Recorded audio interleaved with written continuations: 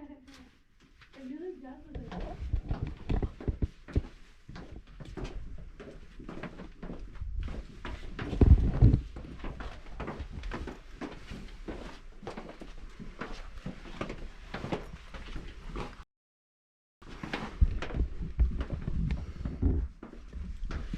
wow.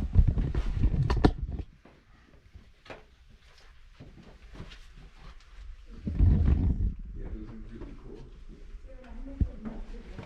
I'm also just scared they're gonna fall on me.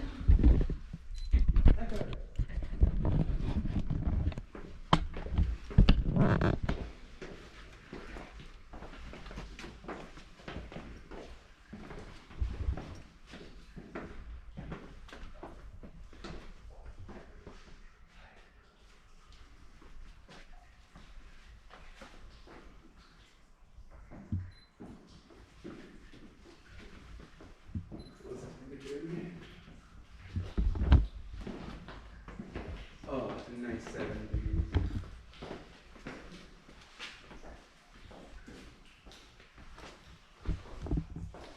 Wow.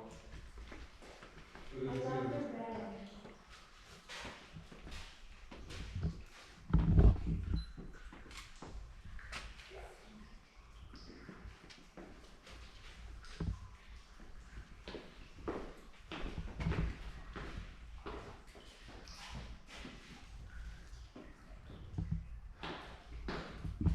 Hi. Here.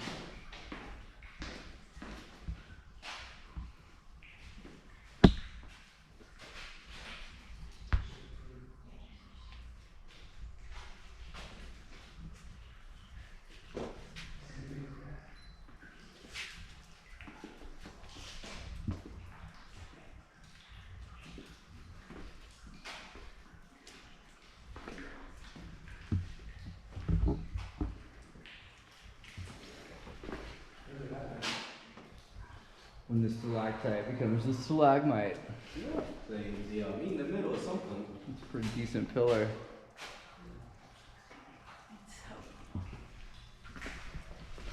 How rich do you get that into your house? That'll be hard because it's very dense, heavy stuff. You probably need a truck to come pick that up for you. Some of it. Very heavy. Alright. Now this cave that we're in today, this would be the Fantasy Cave, and it was discovered just 2 years after Crystal Cave was discovered, so it wasn't really too much of a time difference, right? Crystal Cave was discovered in 1907, this cave was discovered in 1909, but it was discovered a little differently and by a different person. There was a man by the name of Arthur Haycock, and Mr. Haycock actually lived right above the cave. Now one day he was burning some leaves and some strawberry from his garden, and he realized that all this smoke, instead of going up into the air, it actually seemed to be getting sucked down, which is not usually how smoke works. So Mr. Haycock became very curious, so much so that he actually decided to follow the trail of smoke into his backyard, and as he continued to search, he eventually came across a hole in the ground, and he noticed all the smoke seemed to be getting sucked into the area of the hole. Now at this point, Mr. Haycock became very, very curious because the Crystal Cave had just been discovered, right? Just 2 years before, he saw they were getting some good money. He decided he wanted to make some money as well, but he still wasn't too sure as to whether or not he had actually found a cave. One thing that's concerned him, he was a lot smarter and a lot wiser than the two boys that had discovered the Crystal Cave. So he was never going to go and lower himself in 85 feet into the earth. And so he decided to do what any smart, wiser man would do. He said the neighbors get down for him and let him do all the further searching, right? So very, very smart man. Now once the kid came down here, he confirmed it was a cave. He made it back out safely. And then about a year later, in 1910, this cave was actually opened up for the first tourists to get in. So Mr. Haycock wasted no time at all.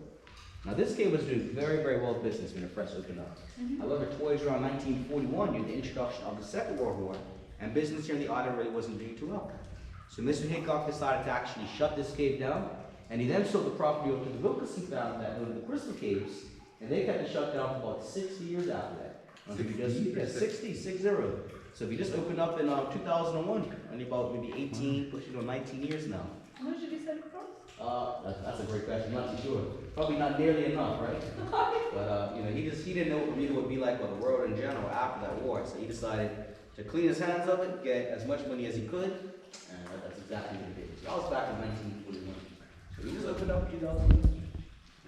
Now the cave itself is about 2.5 to 3 million years like the Crystal Cave. And the main difference is you're really going to find between the two caves, though they are very close will be color and climate. So if you look around, you can see a lot of reds and whites and browns and oranges. All these different colors you're going to see in here are all reflected on what's on the surface. So Bermuda soil, there's quite a bit of clay. And inside the clay is going to be half of iron oxide, so rusty, reddish, metallic color you're going to see. So the water slowly makes its way from rainfall, but it takes about 3 or 4 weeks to get down here. And as it slowly makes its way down, it picks up all the dyes from the iron oxide, which is found in the clay in our soil. And over millions of years, about 3 million to be exact, the cave is taking on a very reddish color. So the redness and color you're finding is reflecting what's above the cave. Now in terms of the climate, this cave might seem to be a little warmer, right? Than most caves you've been into before, maybe a little warmer than you anticipated. But it's because the humidity down here is at a rate of about 100%, and it does feel so warm. Now if you touch the railings or the walkways, you're going to feel quite a bit of moisture. That's all condensation, right? And that condensation is everywhere. Now as it attaches to different surfaces, the calcium carbonate which comes in from the limestone will actually cause it to puff up with moisture. And with time, it's going to lead to what you're going to see right up here. We call it a popcorn or a cauliflower formation. So all throughout this cave, you're going to be seeing a lot of popcorn and a lot of cauliflower. But because it is so warm and so humid, these formations do form very frequently down here.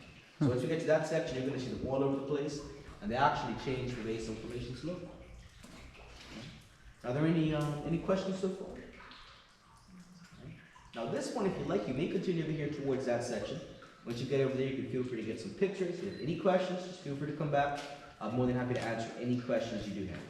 Now, if you'd also like any pictures taken, at this time I'll be happy to be your personal photographer for the next couple of minutes.